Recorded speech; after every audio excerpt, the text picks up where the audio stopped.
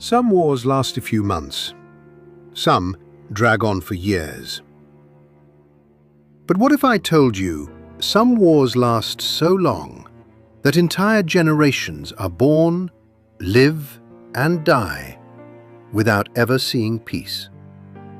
And even stranger, some wars don't really end at all. They just disappear from memory. Before we look at the longest wars in history, we need to understand something important. What actually makes a war long? Is it constant fighting, non-stop battles, or is it something else? Because some of the longest wars in history barely had any fighting at all. In fact, some of them continued simply because nobody officially ended them. No treaty, no agreement, no conclusion, just unfinished business.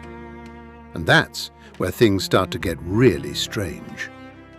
Let's start with one of the strangest examples ever recorded. A war between the Netherlands and the Isles of Scilly. You've probably never heard of it, and honestly, that's the point. The conflict began in 1651 during the English Civil War. Dutch forces declared war on the Isles of Scilly because the islands were being used by English royalists. But here's the twist. There were no major battles, no invasions, no real fighting at all. And after the war ended in England, everyone just forgot. They forgot to sign a peace treaty. For over 3 centuries, this war technically continued. From 1651 all the way to 1986. That's 335 years, longer than most countries have even existed. And the only reason it ended was because someone finally noticed. Now let's talk about a real, brutal, generational war. The 100 Years' War between England and France. Except it didn't last 100 years. It lasted 116 years, from 1337 to 1453. And it wasn't one continuous battle. It was a series of conflicts, pauses, and resurgences. Imagine this. You're born during the war. Your parents lived through it. And by the time you die, it's still going. That was reality for millions of people. Entire generations never experienced peace. They didn't even question it. War wasn't an event. It was normal life. Kings rose and fell. Weapons evolved. Armies changed. But the conflict remained. And that's what makes it terrifying. Not the violence, but the duration. Now let's go even further. The wars between the Roman Empire and the Persian empires. This wasn't just one war. It was a continuous rivalry, a cycle of conflict that lasted over 600 years, from around 54 BC to 628 AD. Think about that. That's longer than the United States has existed, longer than most empires survive. Generation after generation fighting the same enemy. The borders barely changed. The reasons barely changed. Only the people did. War became tradition, an expectation, something that was simply always there. Now we reach something even bigger. The Reconquista in the Iberian Peninsula. This wasn't just a war.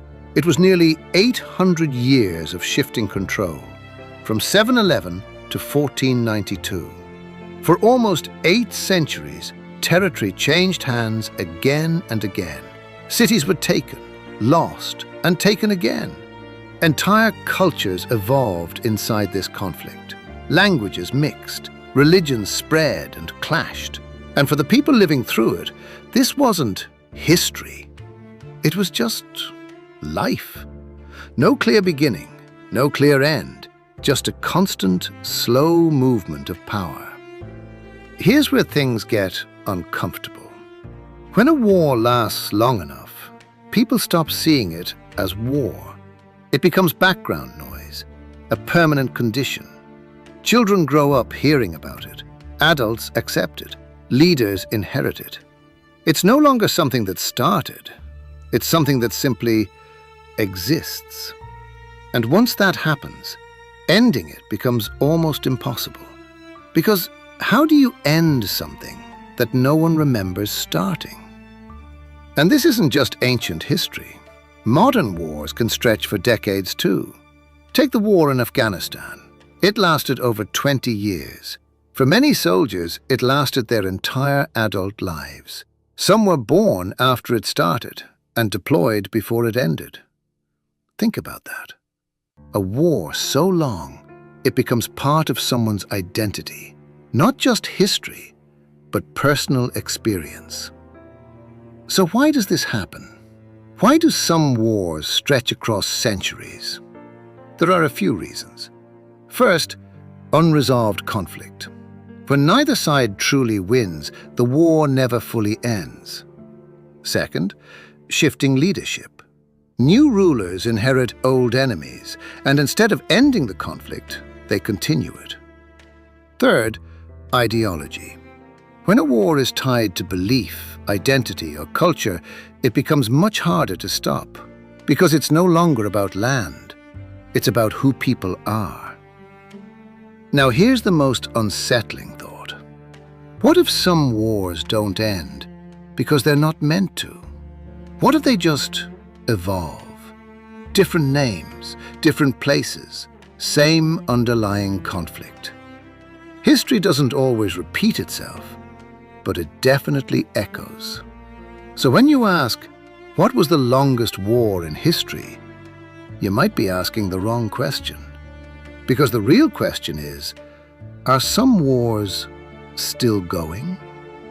Not officially, not on paper, but in the patterns, the tensions, the cycles we keep repeating. And if that's true, then the longest war in history might not be over yet.